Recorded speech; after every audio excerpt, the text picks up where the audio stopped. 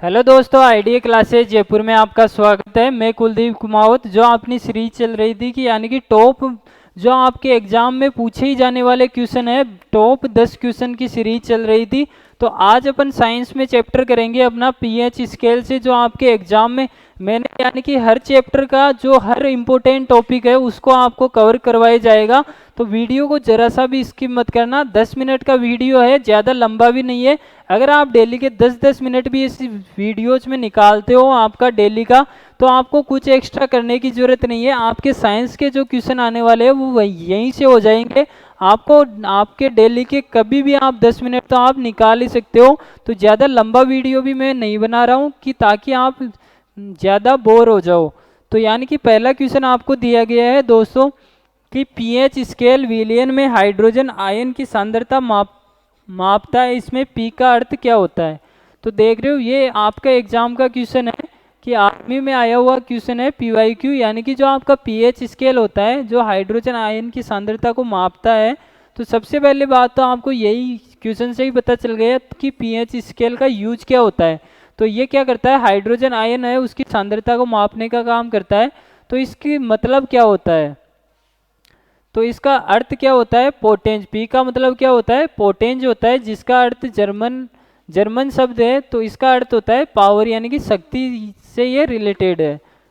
तो इसका आपको पीएच स्केल के बारे में सबसे पहली चीज़ आपको पता चल गई कि पीएच स्केल होता क्या है। तो ये हाइड्रोजन आयन सांद्रता मापा जाता है, और इसमें जो पी लिखा हुआ होता है उसका मतलब क्या होता है, आपका जर्मन वर्ड है पोटेंज। ये बात आपको ध्यान रखनी है। उसके बाद में क्वेश्चन नंबर 2 दिया गया है, डैश का पीएच पीएच कागज के प्रत्यक्ष प्रयोग से पता नहीं लगाया जा सकता।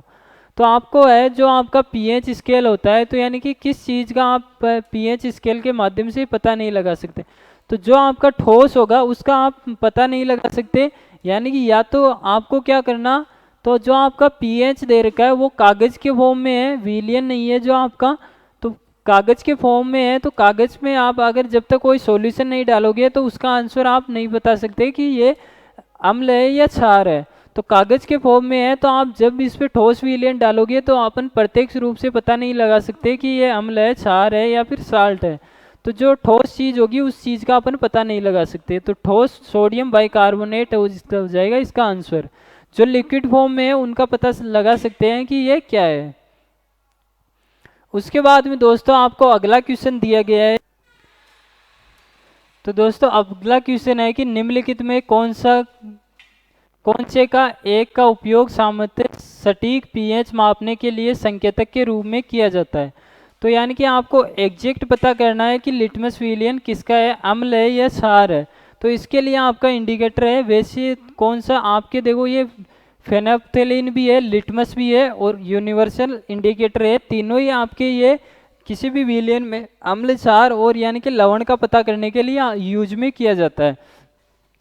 लेकिन सबसे सटीक जानकारी देगा वो होता है आपका यूनिवर्सल इंडिकेटर। जो आपका पीएच स्केल होता है उसी को बोला जाता है यूनिवर्सल इंडिकेटर होता है।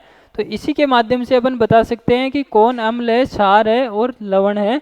तो इसी चीज़ के माध्यम से अपन इस चीज़ को वेरीफाई कर सकते हैं। तो नेक्स्ट क्वेश्चन है आपका क्वेश्चन नंबर 4 दोस्तों, यानी कि किसी विलियन में पीएच की सांद्रता किस चीज़ पे निर्भर करती है।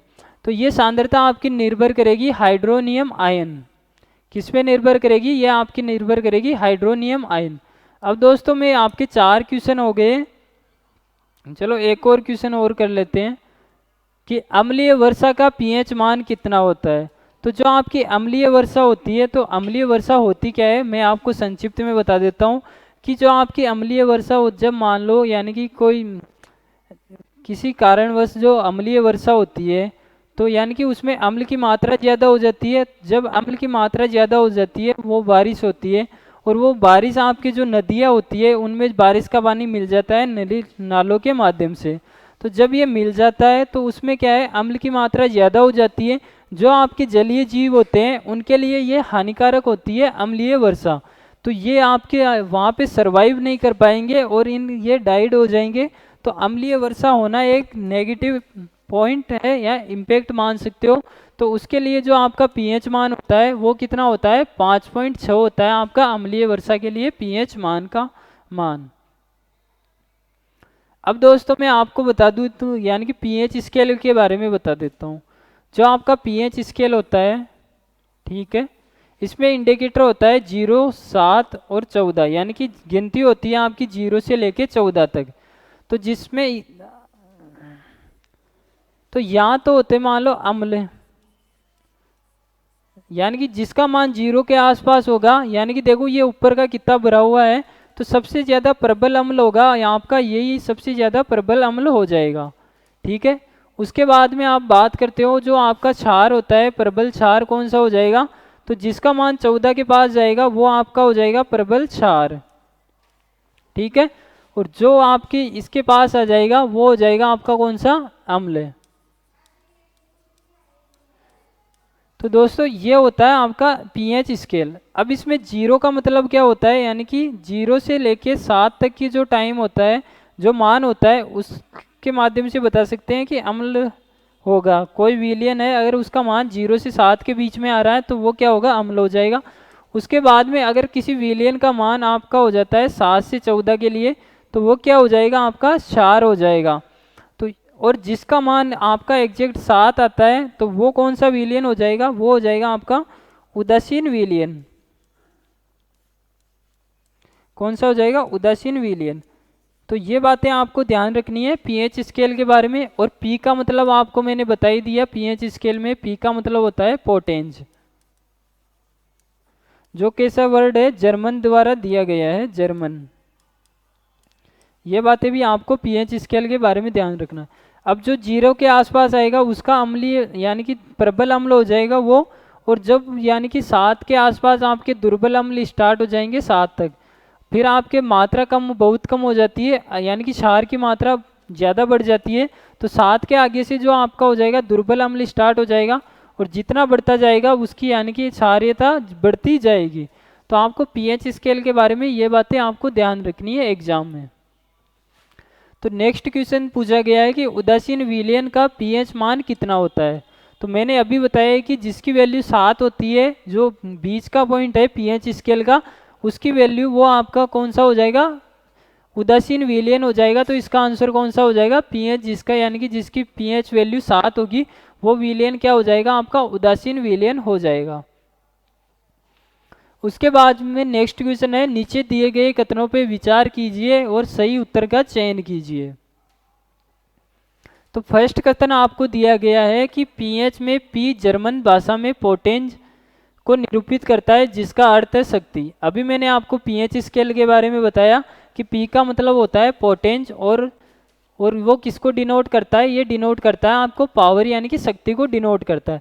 तो ये बात एकदम करेक्ट है, कथन नंबर फर्स्ट। उसके बाद में पीएच का पैमाना हमें सामान्यतः 0 से 16 तक का माप सकते हैं। तो ये बात एकदम गलत है, क्योंकि जो आपका पीएच स्केल है वो 0 से लेके कितनी तक होती है, उसमें गिनती होती है 0 से लेके 14 तक। तो दो ऑप्शन, कथन सेकंड आपका गलत है। तो कौन सा आंसर हो जाएगा, कथन फर्स्ट आपका सत्य है और कथन सेकंड आपका असत्य है। तो ऑप्शन सी इसका आंसर हो जाएगा। उसके बाद में दोस्तों आपको नेक्स्ट क्वेश्चन दिया गया है कि अक्स एक जलीय विलयन है जिसका पीएच 2.6 है, तो यह दर्शाता है कि यह किस प्रकार का विलयन है। अभी मैंने आपको बताया कि जो मैंने आपको डायग्राम बताया था अभी, तो इसमें जो आपका यहाँ पे देख रहे थे कि अम्ल की मात्रा ज़्यादा थी, और यहाँ से 0 के आप से 14 तक काउंटिंग चलती है। तो यानी कि प्रबल अम्ल कौन सा हो जाएगा, इस राउंड में है, यानी कि 0 से लेके 2 यहाँ तक के आसपास होगा। तो इसकी प्रकृति कैसी होगी, प्रबल अम्ल हो जाएगा ये आपका विलयन। तो कौन सा, प्रबल अम्लीय प्रकृति हो जाएगी इस विलयन की। उसके बाद में अगला क्वेश्चन दिया गया है कि जब पीएच का मान 7 से 14 की ओर बढ़ता है तो ये चीज़ किस चीज़ को डिनोट करता है।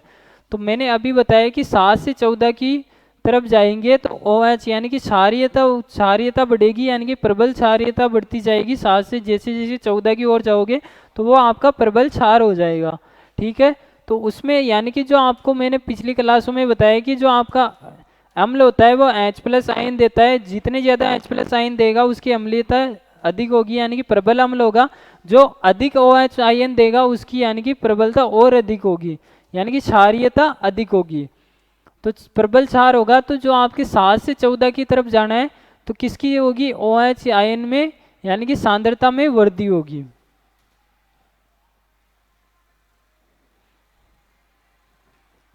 यह आपकी क्लास का लास्ट क्वेश्चन है। यदि एक पदार्थ का पीएच मान 7 से कम होता है तो इसे माना जाएगा, यानी कि अगर किसी विलयन का पीएच मान 7 से कम दिया गया है तो ये विलयन किस प्रकार का होगा, आपका एसिड होगा।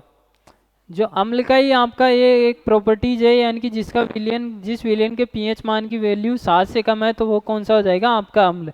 तो दोस्तों ऐसी ही क्लास को देखने के लिए हमारे आईडी क्लासेस चैनल को लाइक शेयर एंड सब्सक्राइब जरूर कीजिएगा।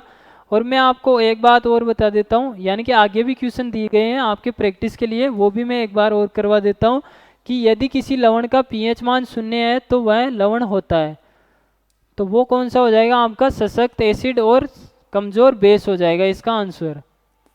या आपके पीएच बेस्ड क्वेश्चन ही दे रखे हैं एक दो और, यानी कि पीएच 12 है तो 12 का मतलब क्या हो गया, आपका क्षार में हो जाएगा, कौन सा, प्रबल क्षार हो जाएगा आपका। तो प्रबल क्षार के 2 ऑप्शन है और दुर्बल अम्ल हो जाएगा, ठीक है।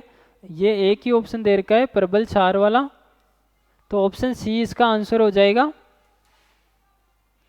उसके बाद में एक और क्वेश्चन है, क्षारीय विलयन का पीएच मान कितना होता है। तो क्षारीय विलयन का कितना हो जाएगा, 7 से अधिक होता है, जो आपकी किस में आ जाते हैं, क्षारीय विलयन में पीएच 7 अधिक होता है वो। अब मैं बता दूं हमारे आईडी क्लासेस द्वारा एनडीए के जो फाउंडेशन बैच चलाए जा रहे हैं, जो आपके अपकमिंग एग्जाम होने वाले हैं, जो आपके अप्रैल मार्च में होंगे, उनके लिए हमारे आईडी क्लासेस द्वारा बैचेज चलाए जा रहे हैं। तो हमारे आप आईडी क्लासेस के कॉन्टैक्ट नंबर से बात करके अपन डिटेल्स पता कर सकते हो। और हमारी यानी कि जो आपका डेमो क्लास है वो फ्री ऑफ कॉस्ट है, तो आप इस हमारे आईडी क्लासेस को ज्वाइन करके यहाँ पे आप देख सकते हो कि तैयारी किस लेवल की जाती है। तो मिलते हैं दोस्तों इसी प्रकार नेक्स्ट वीडियो के अंदर। जय हिंद जय भारत दोस्तों।